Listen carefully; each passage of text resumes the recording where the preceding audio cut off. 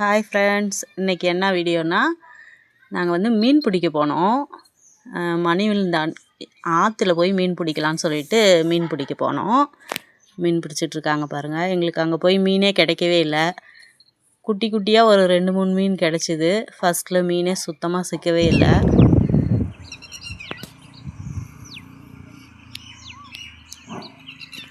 Ton இழுக்க போகிறேன்னு நினைக்கிறேன் மீன். ஏய், குட்டியோண்டு மீன்.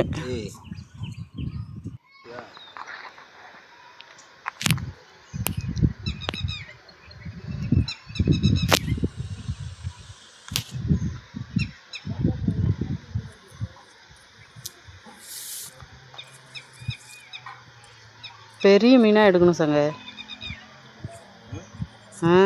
நீ வீடியோ எடுக்கும்போதெல்லாமே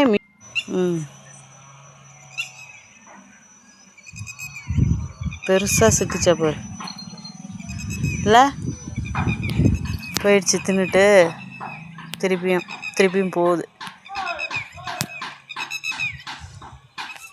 எடுத்துருவியா மீன்?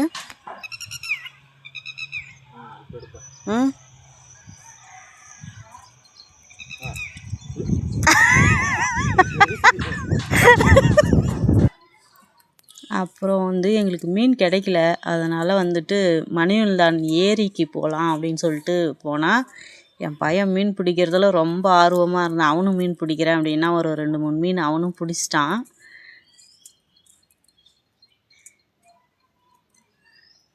அங்கே போய் ஷார்ட்ஸ்லாம் எடுத்துகிட்டு இருந்தேன். நான் சில ஷார்ட்ஸ் வீடியோலாம் எடுத்துகிட்டு இருந்தேன். அப்போது வந்து எங்களுக்கு அங்கே போயிட்டு ஏரியில் நல்லா மீன் கிடச்சிது. நிறைய மீன் பிடிச்சிட்டு வந்தோம். எவ்வளோ ஒரு 5-6 கிலோ வரும். அந்தளவுக்கு நாங்கள் மீன் பிடிச்சோம் அங்கே வந்துட்டு. ஆனால் வந்து ரொம்ப பெரிய மீன் 1/2 கிலோ 1 கிலோ அந்த மாதிரிலாம் பிடிக்கல. 1/4 கிலோ அதுக்கும் கம்மியாக தான் பிடிச்சோம். நிறையாவே பிடிச்சோம்.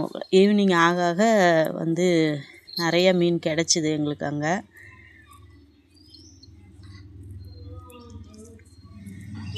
பாருங்கள், தூண்டில் போட்டு தான் பிடிச்சோம் நாங்கள்.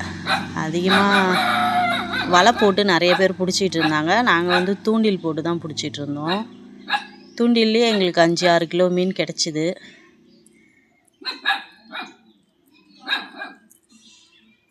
அப்புறம் மீன்லாம் பிடிச்சிட்டு 6 மணிக்கு மேலே தான் நாங்கள் வீட்டுக்கு வந்தோம். வீட்டுக்கு வந்துட்டு மீன் உயிரோட, சில மீன்லாம் நிறையவே உயிரோடவே இருந்துச்சு மீன்லாம். அதையெல்லாம் தண்ணியில் எடுத்து போட்டுட்ருக்காங்க பாருங்கள். இதில் வேறு இந்த மீன் வளர்க்கணும், எடுத்து வைங்கம்மான்னு சொல்லி கேட்டுகிட்டே இருந்தாங்க. என் பையன் கேட்டுகிட்டே இருந்தான். இல்லை வேண்டாம், அது கொஞ்ச நேரத்தில் தூண்டில் போட்டு பிடிச்ச மீன், அதனால் இறந்துரும், வேண்டாம் அப்படின்னு சொல்லிட்டு எடுத்து சும்மா சாகிற மாதிரி இருந்த மீன்லாமே கூட தண்ணியில் எடுத்து விட்ட உடனே நல்லா துள்ள ஆரம்பிச்சிருச்சு மீன்லாம். நாங்கள் எவ்வளோ மீன் பிடிச்சிருக்கோம் அப்படின்னு பாருங்கள், காமிக்கிறேன் பாருங்கள். இதெல்லாம் உயிரோடு இருந்துச்சு இந்த மீன்லாம். இன்னும் இருக்குது. இன்னும் கொஞ்சம் எடுத்து விடுவாங்க பாருங்கள்.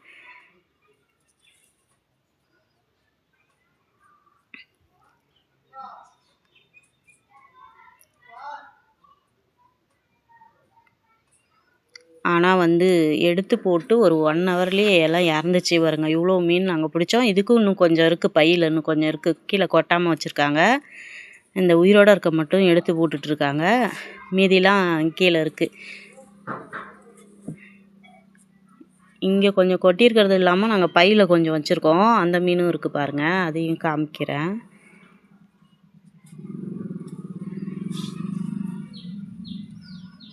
எல்லாம் தண்ணியில் போட்ட உடனே அப்படியே துள்ளி குதிக்க ஆரம்பிச்சிருச்சு. ஆனால் ஒரு மணி நேரத்துலேயே இறந்துச்சு. நாங்களும் உயிரோடு இருக்கும்போது எதுவும் பண்ணக்கூடாது அப்படின்ட்டு விட்டுட்டோம். அதுக்கப்புறம் பின்னாடி பாருங்கள், பையில் இருந்த மீன் கொட்டியாச்சு. அந்த மீனும் அவ்வளோ மீன் பிடிச்சிட்டு வந்தோன்னு வச்சுக்கோங்களேன்.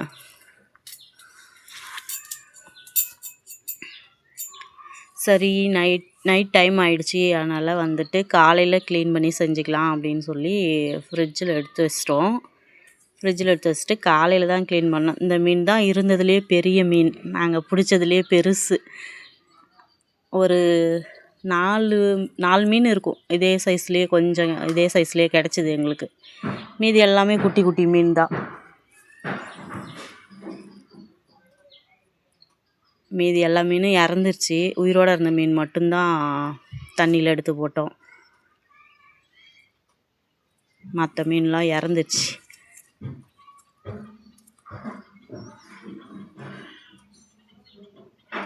கொஞ்சம் அவங்க அம்மா வீட்டுக்கு எடுத்துகிட்டு போகிறதுக்கு எடுத்து வச்சுக்கிட்டாங்க. அந்த மீன் மட்டும் எடுத்து வைக்கல, இதிலேருந்து கொஞ்சம் எடுத்து வச்சுக்கிட்டாங்க. பாதி பாதி எடுத்துக்கிட்டோம். நாங்கள் பாதி எடுத்துக்கிட்டால் அவங்களுக்கு பாதி கொடுத்து அனுப்பி போட்டுட்டோம். அவ்வளோ மீனும் நம்மளால் சமைக்க முடியாது இல்லைங்களா, அதனால் நான் கொடுத்து அனுப்பி போட்டேன்.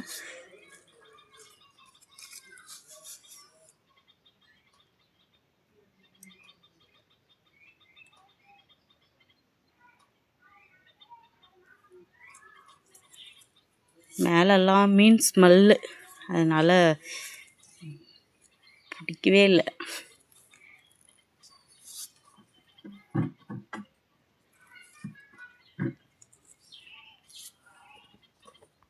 ஃப்ரிட்ஜில் அலசிட்டு எடுத்து வச்சிட்டோம். அதுக்கப்புறம் காலையில் எழுந்திரிச்சு மீன் மசாலாலாம் போட்டுட்டு இருந்தேன். மீன் மசாலா போடுறத நான் எடுக்கிறோமா வீடியோ அப்படின்னு சொல்லிட்டு தம்பி தான் வீடியோ எடுத்தான். மீன் வந்து கொஞ்சம் கட் பண்ணி அந்த மீன் மசாலா தடவுனோம்னா அந்த மீனில் வந்து இந்த மசாலா நல்லா ஊறும். அதுக்காக கட் பண்ணி அதுக்கப்புறமேட்டுக்கா மசாலா தடவினேன் நான்.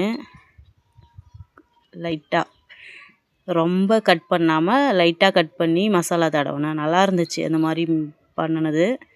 மீன் பொரித்த பிறகு இன்னும் டேஸ்ட்டாக இருந்துச்சு. எடுக்கிறதுக்கும் நல்லா ஈஸியாக இருந்தது. உள்ள மசாலாலாம் நல்லா இறங்கி நல்லா இருந்துச்சு. இந்த மாதிரி கட் பண்ணி மசாலா தடவுங்க. நான் மசாலா தனியாக கலந்துட்டு அதுக்கப்புறமா மசாலா மேலே எல்லாம் அப்படி தடவி விட்டு தான் அதுக்கப்புறமேட்டுக்கா மீன் பொரித்தேன். செம்மையாக இருந்துச்சு. நல்ல டேஸ்ட்டு சூப்பராக இருந்துச்சு.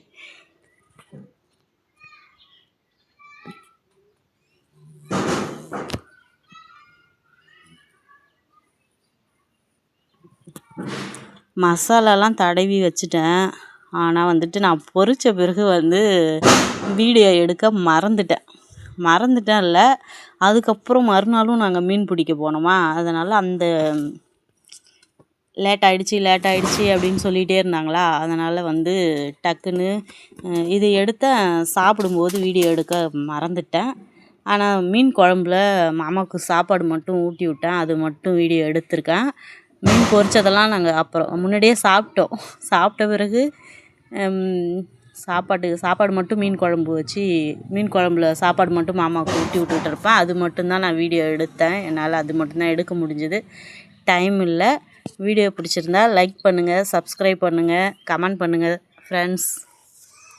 பாய்.